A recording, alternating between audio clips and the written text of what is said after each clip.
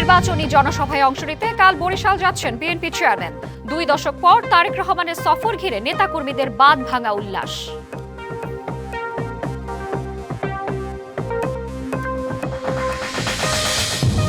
আজ কিশোরগঞ্জ ও ময়মনসিংহে জনসভা করবেন জামায়াত আমির, তুলে ধরবেন জোটের পরিকল্পনা।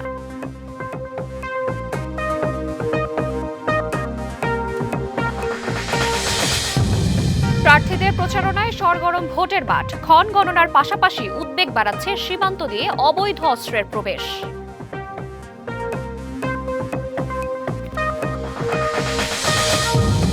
চট্টগ্রাম বন্দর অচলের ছক কষা হয় 1 বছর আগে। হোয়াটসঅ্যাপ গ্রুপে ষড়যন্ত্রের এই বার্তা ফাঁস হওয়ার পরও নেওয়া হয়নি ব্যবস্থা।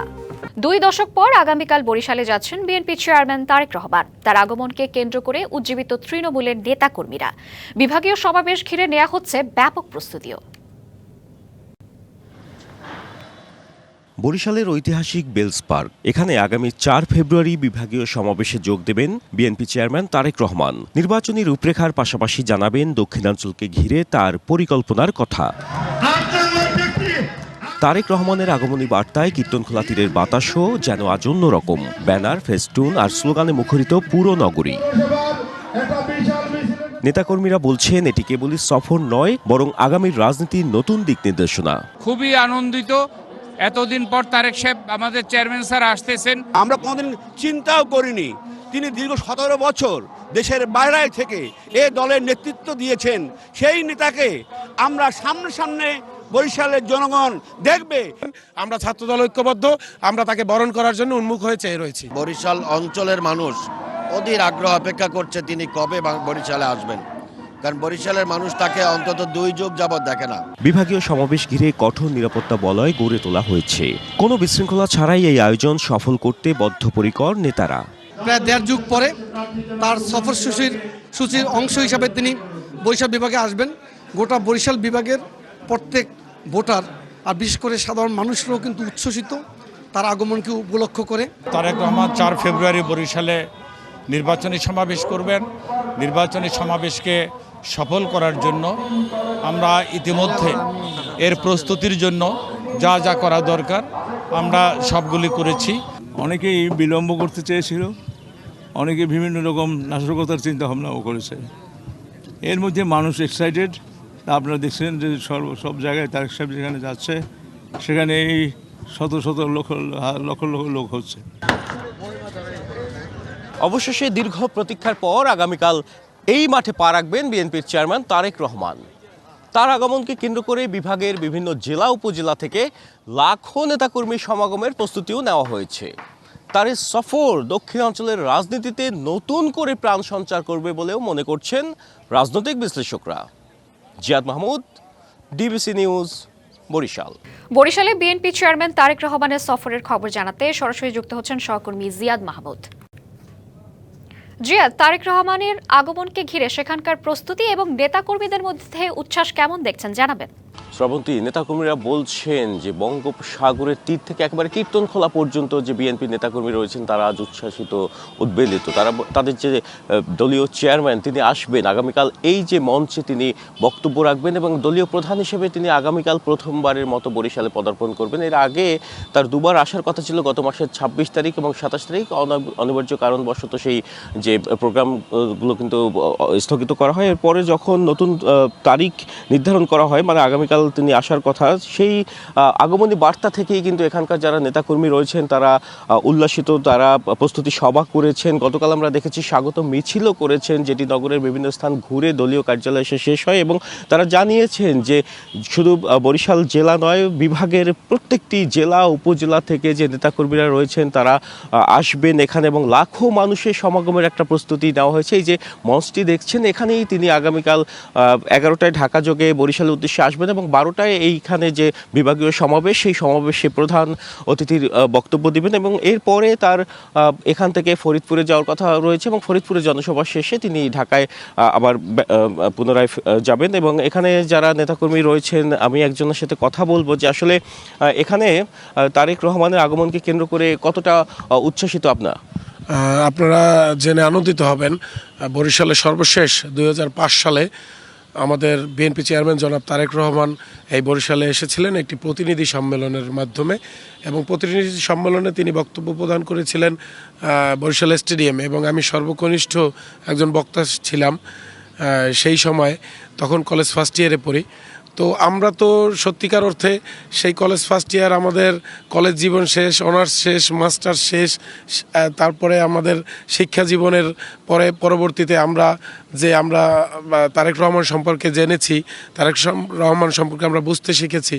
এখন তারেক রহমান দীর্ঘ 21 বছর পরেই বরিশালে আসছেন। আমরা স্বাভাবিক কারণেই উচ্ছ্বসিত, এবং বরিশাল মহানগর ছাত্রদল বিশেষ করে আমরা প্রস্তুতি নিয়েছি, এবং তার সার্বিক প্রস্তুতির জন্য আপনারা দেখতে পাচ্ছেন। দলীয় প্রধানের কাছে আপনাদের কি প্রত্যাশা থাকবে? আমাদের প্রধান যে প্রত্যাশাটা থাকবে, বিগত দিনে যে আমাদের কর্মসংস্থান, ছাত্রদের যে কর্মসংস্থান, লেখাপড়ার পরে কর্মসংস্থানের কোনো ব্যবস্থা হয় না, বরিশালে সেই কর্মসংস্থানের ব্যবস্থা করতে হবে। পাশাপাশি ছাত্রদেরকে এবং বরিশালের মানুষকে সাথে নিয়ে একসাথে কীভাবে এই নগরীকে সুন্দর একটি নগরীতে রূপান্তরিত করা যায়, সেই ব্যবস্থা আমাদের। লোকের সমাগম ঘটবে বলে মনে করছেন? ঐতিহাসিক সমাবেশ আমি মনে করি, ঐতিহাসিক। এখানে আমরা জনাব তারেক রহমান এই বরিশালে আসবেন, সেখানে সময় এবং সংখ্যা বিবেচনার বিষয় না। আমি মনে করি এই ঐতিহাসিক বেলস পার্ক ময়দান কানায় কানায় পূর্ণ হবে, এবং বরিশালও শহরের প্রতিটি রাস্তা কানায় কানায় পূর্ণ থাকবে ইনশাল্লাহ। ধন্যবাদ আপনাকে। যেমনটি শুনছিলেন যে এখানে যে বেলস পার্ক রয়েছে, আসলে এটি একটি ঐতিহাসিক ময়দান, এবং এখানে লাখো মানুষের সমাগম ঘটবে বলেও আশা করছেন তারা। ইতিমধ্যেই যে সার্বিক প্রস্তুতি, সেই প্রস্তুতি নেওয়া হচ্ছে, এখনও চলমান রয়েছে। আজকে দিনের মধ্যে যে সব ধরনের যে প্রস্তুতি, সেই প্রস্তুতি কিন্তু সম্পন্ন হয়ে যাবে, এবং আগামীকাল অনেকে বলছেন ভোর রাত থেকে এখানে আসবেন, কেউ বলছেন লঞ্চে করে আসবেন, যেহেতু এখানে নদী তীরবর্তী এলাকাগুলো রয়েছে, সেখান থেকে মানুষ লঞ্চে আসবেন, বাসে করে আসবেন। এবং এখানে যে একেবারে যেটি বলছিলাম যে সেই বঙ্গোপসাগরের কুল থেকে কীর্তনখোলা পর্যন্ত প্রত্যেকটি বিএনপির নেতাকর্মী তারাই কিন্তু উচ্ছ্বসিত। তারা বলছেন যে সকলেই যাবেন, ওয়ার্ড কিংবা ইউনিয়ন নয়, প্রত্যেক কমিটির যে সদস্য রয়েছেন তারা প্রত্যেকেই আসবেন, এবং তাদের নেতাকে দলীয় প্রধান হিসেবে প্রথমবারের মতো বরণ করে নেবেন। এবং ঢাকাতে যেরকম দেশের মাটিতে যখন এসেছিলেন তখন যে রাজস্বিক প্রত্যাবর্তন হয়েছিল, এই যে বরিশালে, সেই বরিশালেও একই রকম রাজস্বিক প্রত্যাবর্তন হবে বলেও তারা মনে করছেন। এবং নিরাপত্তার বিষয়ে এখানকার যারা নেতাকর্মী রয়েছেন তারা বলছেন যে সার্বিক প্রস্তুতি নেওয়া হয়েছে, এবং তিনি আসলে তিনি কি বার্তা দেন সেই বার্তার অপেক্ষায় মুখিয়ে আছে পুরো বরিশালবাসী। এতটুকুই ছিল বরিশাল থেকে আমার কাছে। জিয়াদ, আপনাকে ধন্যবাদ। নির্বাচনী জনসভায় অংশ নিতে কিশোরগঞ্জ ও ময়মনসিংহে যাচ্ছেন জামায়াতের আমির ডাক্তার শফিকুর রহমান। সকালে কিশোরগঞ্জের কটিয়াদি সরকারি কলেজ মাঠে জনসভায় বক্তব্য রাখবেন ডাক্তার শফিকুর রহমান। পরে ময়মনসিংহ সার্কিট হাউস মাঠে বক্তব্য দেবেন তিনি। জামায়াতের আমিরের আগমন ঘিরে নেওয়া হয়েছে ব্যাপক প্রস্তুতি। এরই মধ্যে জনসভাস্থলে নেতাকর্মীরা জড়ো হয়েছেন। ময়মনসিংহ জেলার 11টি সংসদীয় আসনে জামায়াত সহ 11 দলীয় জোটের প্রার্থীদের পরিচয় করিয়ে দেবেন জামায়াতের আমির। জনসভায় ব্যাপক জনসমাগম হবে বলে আশা করা হচ্ছে। কিশোরগঞ্জে জামায়াতের আমিরের নির্বাচনী জনসভার খবর জানাতে যুক্ত হচ্ছেন সহকর্মী রাকিবুল হাসান রোকেল। রোকেল, কখন জামায়াতের আমির জনসভায় যোগ দিবেন এবং নেতাকর্মীদের সমাগম কেমন দেখতে পাচ্ছেন, বিস্তারিত জানাবেন। আমির ডক্টর শফিকুর রহমান ইতিমধ্যেই কিন্তু এই মাঠে নেতাকর্মীরা আসতে শুরু করে দিয়েছেন, নেতাকর্মীরা এখানে আসতে শুরু করে দিয়েছেন। আমার ঠিক পিছনে কিন্তু আপনারা দেখতেই পাচ্ছেন যে এখানে রয়েছে। বিগত 17 বছরে কিন্তু জামাত কিশোরগঞ্জের মধ্যে এই সমাবেশে দলটির পক্ষ থেকে জানানো হয়েছে প্রায় লক্ষাধিক লোকের সমাগম বলে তারা আশাবাদ করতে করেছেন। এবং এই সভাটিতে কিন্তু জেলা জামাতের আমির অধ্যাপক রমজান আলী সভাপতিত্বে দিকে বক্তব্য রাখবেন জামাতের আমির, বাংলাদেশ জামাতের আমির ডক্টর শফিকুর। আমরা এই এলাকার প্রস্তুতি আমার ঠিক পিছনে রয়েছেন জেলা ছাত্র শিবিরের সভাপতি আব্দুল্লাহ আল মামুন। ভাই, আপনাদের প্রস্তুতি কেমন রয়েছে? রোকেল, আপনাকে ধন্যবাদ। বগুড়ায় নির্বাচনী প্রচারণার খবর জানাতে সরাসরি যুক্ত হচ্ছেন সহকর্মী মোহন আখন্দ। মোহন, কোন কোন প্রার্থী প্রচারণায় নেমেছেন এবং ভোটারদের ভাবনা সবকিছু মিলিয়ে একটু জানাবেন। শ্রাবন্তী, আমি রয়েছি বগুড়া শহরের শেষ প্রান্ত পৌরসভা 20 নম্বর ওয়ার্ডভুক্ত ইসাইদহ এলাকায়। আপনি জানেন যে এখানে বগুড়া সদর 6 আসনে তারেক রহমান বিএনপি চেয়ারম্যান উনি প্রার্থী হয়েছেন। ওনার পক্ষে কিন্তু রাত দিন প্রচার চলছে। আমি যে এলাকায় এসেছি ইসাইদহ, এখানে কিন্তু জেলা বিএনপির সাংগঠনিক সম্পাদক শহীদুল নবী সালাম, 20 নম্বর ওয়ার্ড বিএনপির সভাপতি রোস্তম আলী এবং শহর যুবদলের সেক্রেটারি গোর্কি, এদের নেতৃত্বে কিন্তু প্রচার চলছে। তো আমি তাদেরকে একটু থামিয়ে দিয়েছি যে তাদের কথাবার্তা শোনার জন্য। আপনারা দেখতে পাচ্ছেন যে বিপুল সংখ্যক নেতাকর্মী কিন্তু বাড়ি বাড়ি যাচ্ছেন এবং তারা তারেক রহমানের পক্ষে ভোট চাইছেন এবং বলছেন যে সর্বোচ্চ ভোটে যেন তাকে নির্বাচিত করা, যেটা 2001 সালে তার মাকে সর্বোচ্চ ভোটে এখান থেকে নির্বাচিত করা হয়েছিল। তা আমি শুনতে চাইবো জেলা বিএনপি সাংগঠনিক সম্পাদক শহীদুল সালাম, আপনি যদি বলতেন একটু কিভাবে আপনারা প্রচার চালাচ্ছেন। জি ধন্যবাদ। আমরা আমাদের প্রিয় নেতা, এই বগুড়ার পবিত্র মাটির সন্তান, শহীদ রাষ্ট্রপতি জিয়াউর রহমানের সন্তান, বেগম খালেদা জিয়ার সন্তান। খালেদা জিয়া এই আসনের বিপুল সর্বোচ্চ ভোটে বাংলাদেশের প্রধানমন্ত্রী হয়েছে। আমরা বগুড়াবাসী দলমত নির্বিশেষে ঐক্যবদ্ধ হয়ে আমরা আমাদের প্রিয় নেতা জনাব তারেক রহমানকে সর্বোচ্চ ভোট দিয়ে আমরা নির্বাচিত করব। আল্লাহ চাহে তো ইনশাআল্লাহ আগামী দিনে আমাদের প্রিয় নেতা জনাব তারেক রহমান বাংলাদেশের প্রধানমন্ত্রী হবে। আমরা জেলা বিএনপির নেতৃত্বে আমরা সকাল 6টা থেকে আমরা রাত 12টা অবধি আমরা প্রত্যেকটা এলাকাতে আমাদের প্রতিটা নেতা কর্মী এবং সাধারণ মানুষের ভিতর যে উচ্ছ্বাস, তারা দীর্ঘ 19 বছর পর 17 বছর পর ভোটের অধিকার ফিরে পেয়েছে। তারা উন্মুখ হয়ে আছে যে কখন আমরা সেই আমাদের প্রিয় নেতা জনাব তারেক রহমানকে ধানের শীষে ভোট দিব। বগুড়াবাসী জিয়া পরিবারের কাছে ঋণী, কারণ বগুড়াবাসী সেই ঋণ পরিশোধ করতে চায়। আমরা মনে করি যে আমরা না চাইতেই বগুড়াতে যে উন্নয়ন হয়েছে, জিয়া পরিবার বগুড়াতে যে উন্নয়ন দিয়েছে, আমরা বগুড়াবাসী আমরা মনে করি সেই ঋণ আগামী 12ই ফেব্রুয়ারি ত্রয়োদশ জাতীয় সংসদ নির্বাচনে ভোটের দিন আমরা সেই ভোটটি প্রয়োগ করে আমরা জিয়া পরিবারের সেই ঋণ পরিশোধ করব। আমরা বগুড়াবাসী উন্নয়নের চিন্তা করি না, আমাদের উন্নয়নের চিন্তা আমাদের প্রিয় নেতা জনাব তারেক রহমান করেন। আমরা না চাইতেই বগুড়ার অনেক উন্নয়ন হয়েছে। বগুড়াকে নিয়ে ওনার পরিকল্পনা, সারা বাংলাদেশ নিয়ে তো ওনার পরিকল্পনা আছেই, কিন্তু বগুড়ার ওনার স্পেশাল উন্নয়নের পরিকল্পনা রয়েছে। আমরা বগুড়াবাসী মনে করি যে আমরা সেটি বাস্তবায়ন হবে। বগুড়ার শিক্ষার শহর, বগুড়া থেকে বিশ্ববিদ্যালয় হবে, সমস্ত কিছু ইনশাল্লাহ পরিকল্পনা, বগুড়া সিটি কর্পোরেশন হবে। বগুড়া আমরা দলমত নির্বিশেষে সবাই মিলে আমরা ধানের শীষে ভোট দিব ইনশাল্লাহ। ধন্যবাদ। শ্রাবন্তী, যেটা শুনছিলেন যে তারা সবাই বলছে যে বগুড়ার উন্নয়নের স্বার্থে তারা ধানের শীষের পক্ষে কাজ করছেন এবং তারা কাজ করে যাবেন। শ্রাবন্তী, মোহন, আপনাকে ধন্যবাদ। দেশের সবচেয়ে বড় যৌনপল্লী রাজবাড়ির দৌলতদিয়ায় নেই নির্বাচনী আমেজ। কোথাও ঝুলছে না প্রচারের ব্যানার ফেস্টুন, আসেনি কোনো রাজনৈতিক দলের প্রার্থীও। যদিও এখানকার 4000 বাসিন্দার মধ্যে ভোটার 1300। সমাজের মূলধারা আর ন্যূনতম নাগরিক সুবিধা বঞ্চিত এখানকার মানুষ। ঈশ্বর থাকেন ওই ভদ্রপল্লীতে, এখানে তাহাকে খুঁজিয়া পাওয়া যাইবে না। কথা সাহিত্যিক মানিক বন্দ্যোপাধ্যায়ের পদ্মা নদীর মাঝি উপন্যাসে বিখ্যাত এই উক্তির এক টুকরো প্রতিচ্ছবি যেন রাজবাড়ী পদ্মার তীরের দৌলতদিয়া যৌনপল্লীর। ড্রেনেজ ব্যবস্থার অপ্রতুলতা, বিশুদ্ধ পানির সংকট সহ মৌলিক নাগরিক সুবিধা থেকে বঞ্চিত এ জনপদে নেই নির্বাচনী আমেজ। সারা দেশ যখন মেতে উঠেছে ভোট উৎসবে, তখন ভোটের পোস্টার আর ফেস্টুনের চিহ্ন নেই এ এলাকায়। হাজারো সমস্যায় জর্জরিত থাকলেও জনসংযোগ করেনি কোনো রাজনৈতিক দলের প্রার্থী। আমাদেরকে খালি বলে দিছে আমরা কোন দলে ভোট দেবো, এইটাই, তাছাড়া তো কিছুই না। সুস্থভাবে একটা নির্বাচন হোক, বাংলাদেশে যে কটা দল আছে সুস্থভাবে নির্বাচন হোক। সরকার আমাদের যদি পুনর্বাসন করে খাওয়া দাওয়ার চাকরির একটা ব্যবস্থা করে দিত, তো আমরা এখান থেকে চলে যেতাম। ভোট দিয়ে কি করবো? ভোট দিলে ঠিক হবে, পরিষ্কার করবে, তারপর ভোট দেবো। সরকার আসে, সরকার যায়, কিন্তু ভাগ্যের পরিবর্তন ঘটে না এই পল্লীতে বাস করা প্রায় 4000 মানুষের। আর এখানে মোট ভোটার 1300। অনেক নির্যাতন, অনেক বাড়িওয়ালা বাড়িঘর ছাইরা চলে যেতে হয়েছে, তারা বাধ্যতামূলক। টুকটাক করে চলি, সংসারে কষ্ট, দেখার কেউ নেই। ক্ষমতায় এলে যৌনপল্লীর বাসিন্দাদের দেয়া হবে সম্মান, করা হবে পুনর্বাসন, এমন আশ্বাস রাজবাড়ী 1-এর জামাত প্রার্থীর। তাদের নিরাপত্তা, তাদের চিকিৎসা, তাদের আবাসস্থল, এগুলো অবশ্যই মানবিক দায়িত্ব কারণ হিসাবে তাদেরকে আমরা দায়িত্ব পালন করব বলে মনে করি, এবং তাদের জন্য তাদের জীবিকার যে কর্মসংস্থানের আমরা চেষ্টা করার জন্য এরপর তাদের পুনর্বাসনের উদ্যোগ আমরা গ্রহণ করব। বরাবরের মতো এবারও দৌলতদিয়া যৌনপল্লীর বাসিন্দাদের প্রত্যাশা, নির্বাচনের পর মিলবে অবহেলা আর গঞ্চনা থেকে মুক্তি। DBC news desk. নির্বাচনী গণসংযোগের খবর জানাতে সাভার থেকে সরাসরি যুক্ত হচ্ছেন সহকর্মী শফি মাহমুদ। শফি, নির্বাচনী প্রচারণার সবশেষ খবরাখবর জানাবেন। নির্বাচনের আর অল্প কিছুদিন বাকি রয়েছে। ঢাকা 19 আসনের ঢাকা রিচা মহাসড়কের পাশে ধামসোনা ইউনিয়ন পরিষদ এলাকায় নির্বাচনী জনসংযোগ এখানে প্রচারণায় আছেন এই অঞ্চলের যারা প্রতিদ্বন্দ্বিতা করছেন তাদের মধ্যে একজন। আপনি তো গণ অধিকার পরিষদ থেকে এই অঞ্চলে প্রতিদ্বন্দ্বিতা করছেন, নির্বাচনের প্রচারণা কেমন চলছে, পরিবেশ কেমন দেখছেন, একটু সব মিলে বলবেন আমাদের।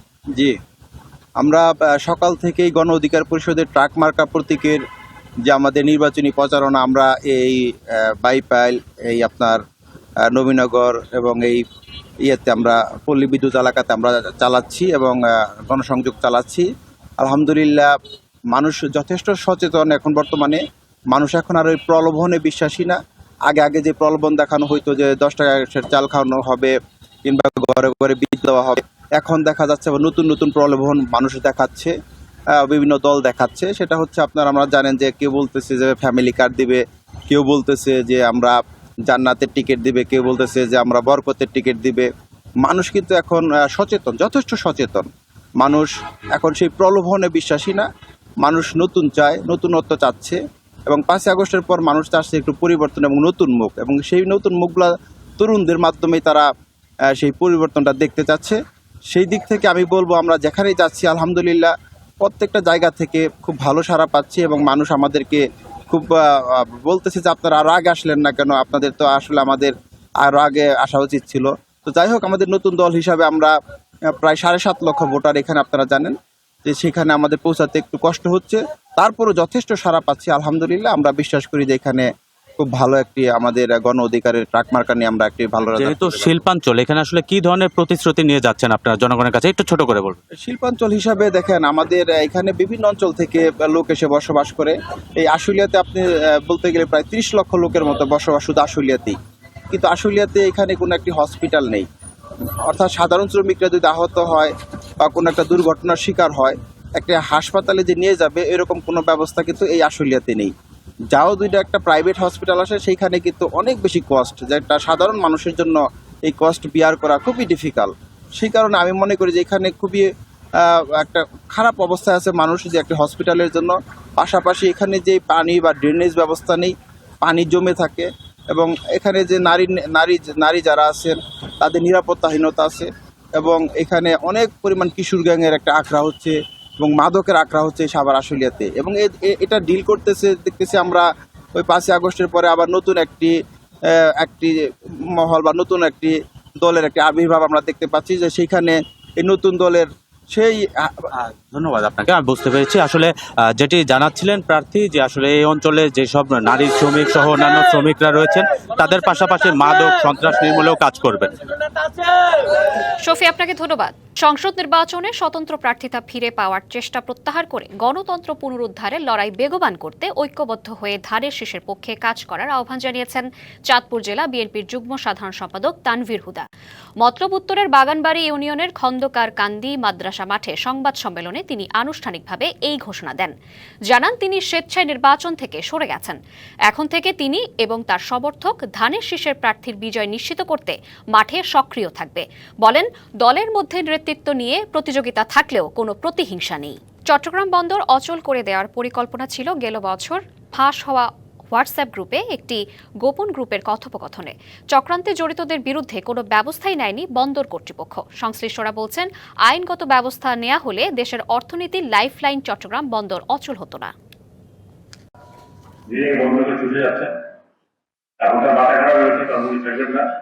এই চুক্তি হবে না। 2025-এর 14 এপ্রিল চট্টগ্রাম বন্দরের এক সভায় উপস্থিত সবাইকে হোয়াটসঅ্যাপ গ্রুপের গোপন কথোপকথন পড়ে শোনান নৌ উপদেষ্টা অবসরপ্রাপ্ত brigadier general M Sakhawat Hossain. সামনে আসে নিউ মরিন টার্মিনাল ইজারা ইস্যুতে বন্দর অচল করে দেওয়ার হুমকি। মাথায় ঢুকিয়ে দেবেন, এনসিটি বিদেশিদের হাতে গেলে সবার থাকবে না, চাকরি চলে যাবে। কিন্তু বন্দর কর্তৃপক্ষের চেয়ারম্যান বিষয়টি সে সময় আমলেই নেননি, এমনকি কোনো ব্যবস্থাও নেওয়া হয়নি হুমকি দাতাদের বিরুদ্ধেও। কেউ যদি এই থ্রেট দিয়ে থাকে, এই থ্রেট নিয়ে তো আমরা ভয় পেয়ে বসে থাকলে হবে? জিডি করে কি হবে? আমি মনে করেন জিডি করলাম, এরপরে আমি ঠিক আছে গেলাম ওইটা নিয়ে আইনগত একটা ইয়েতে গেলাম, আমি আননেসেসারি সময়টা নষ্ট করার কি প্রয়োজন? ওই সময়টা যদি আমি এখানে কনসেন্ট্রেট করি এই জায়গায় দেই, কারণ এই সময়টা তো আমার না, সময়টা তো রাষ্ট্রের সময়। দীর্ঘ 2 দশক পর আবারও অচল হয়ে পড়েছে চট্টগ্রাম বন্দর। 2006 সালের পর এই প্রথম বড় ধরনের শাটডাউনের মুখে অপারেশনাল ও প্রশাসনিক কার্যক্রম। তখন যদি বন্দর কর্তৃপক্ষ বা নৌপরিবহন মন্ত্রণালয় ইভেন সরকারের পক্ষ থেকে কোনো ধরনের যদি অ্যাকশন নিত, এই ধরনের যারা হুমকিদাতা ছিল ওদের বিরুদ্ধে, তাহলে হয়তো আজকে এই অরাজক পরিস্থিতি বন্দরের সৃষ্টি হতো না। তা আমরা যেটা মনে করছি, এই জায়গায় বন্দর কর্তৃপক্ষের দুর্বলতা আছে বলে মনে করছি এবং সঠিক সময়ে সঠিক সিদ্ধান্ত না নেওয়ার কারণে আজকে বন্দরে বিভিন্ন ধরনের অরাজক পরিস্থিতির সম্মুখীন হয়েছে এবং ব্যবসা বাণিজ্যে একটা নেতিবাচক প্রভাব পড়ছে। গত 3 মাস ধরে বিদেশি অপারেটরের কাছে এনসিটির ইজারা ইস্যুতে চলে আসছে বিভিন্ন কর্মসূচি। টানা 3 দিন 8 ঘন্টা কর্মসূচির পর শ্রমিক কর্মচারীদের ডাকে আজ থেকে শুরু হয়েছে 24 ঘন্টার কর্মবিরতি। মাসুদুল হক, ডিবিসি নিউজ, চট্টগ্রাম। চট্টগ্রাম বন্দরে এনসিটি ইজারা ইস্যুতে বন্দরে কর্মবিরতির খবর জানাতে সরাসরি যুক্ত হচ্ছেন সহকর্মী শহীদুল ইসলাম। শহীদুল, বন্দরের কার্যক্রমের কি পরিস্থিতি দেখতে পাচ্ছেন এবং আন্দোলনকারীরা কি বলছেন জানাবেন। চট্টগ্রাম বন্দরের যে কর্মবিরতি সেটা গত 3 দিন ধরে 8 ঘন্টা চললো। সেটি এখন আজ থেকে সকাল অর্থাৎ আজ সকাল 8টা থেকে 24 ঘন্টার যে কর্মবিরতির চলছে সেটা এখনও চলমান রয়েছে। আমরা এখানে দেখেছি সকাল থেকে চট্টগ্রাম বন্দরের যে স্বাভাবিক অন্যান্য দিন যে স্বাভাবিক কার্যক্রম থাকে সেই স্বাভাবিক কার্যক্রম এখানে নেই। আমরা এখানে কোনো লরি কিংবা কোনো এই পণ্যবাহী কোনো গাড়ি আমরা এখানে প্রবেশ করতেও দেখিনি এবং এখান থেকে বন্দর থেকে বের হতেও আমরা দেখিনি।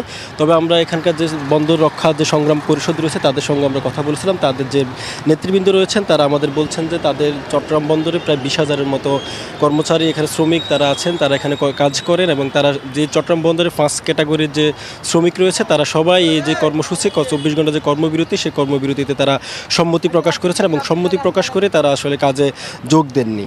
এছাড়াও আমরা এখানে যে পণ্যবাহী যে আমরা এখানে কর্মবিরতি যে শুরু যে আমি একটা তথ্য জানিয়ে রাখতে চাই সেটা হচ্ছে কর্মবিরতি শুরুর আগে যে এই ডিপোগুলোতে প্রায় 8,000 একক রপ্তানি কন্টেনার জাহাজীকরণের জন্য অপেক্ষায় ছিল, সেটা আসলে গতকাল সোমবার বিকেল পর্যন্ত সেটা 10,000-এর উপরে ছাড়িয়েছে। অর্থাৎ যে মাত্র 3 দিন যে 8 ঘন্টা কর্মবিরতি চলছিল সেখানে প্রায় 2,000-এরও বেশি রপ্তানি কন্টেনার জমে গেছে বলে আমরা এখানকার বিভিন্ন সূত্র থেকে আমরা জানতে পেরেছি যে এই যে গত 3 দিন যে 8 ঘন্টা কর্মবিরতি চলছিল সেই কর্মবিরতিতে সেখানে প্রায় 2,000-এরও বেশি কন্টেনার যে জট লেগে আছে এবং যে আজ থেকে যে 24 ঘন্টা যে কর্মবিরতি চলছে সেক্ষেত্রে হয়তো সেটা আরও বাড়তে পারে বলে যে বিভিন্ন ব্যবসায়ীরা এখানে তারা আশঙ্কা প্রকাশ করেছেন। এছাড়া আমরা ব্যবসায়ী নেতৃবৃন্দের সঙ্গে কথা বলেছিলাম, তারা আমাদের যেটা বললেন যে সামনে যে রমজান আসতেছে সেক্ষেত্রে ভোগ্যপণ্যের যে এই যে এখন 24 ঘন্টা যে কর্মবিরতি চলছে সেই ক্ষেত্রে হচ্ছে যে সামনে রমজান উপলক্ষে যে ভোগ্যপণ্য রয়েছে সেই ভোগ্যপণ্যের বাজারও দাম বাড়ার প্রায় আশঙ্কা প্রকাশ করছেন তারা এবং তারা বলছেন যে 24 ঘন্টা কর্মবিরতির ফলে যে ডিপো থেকে জাহাজ রপ্তানির যে কন্টেনার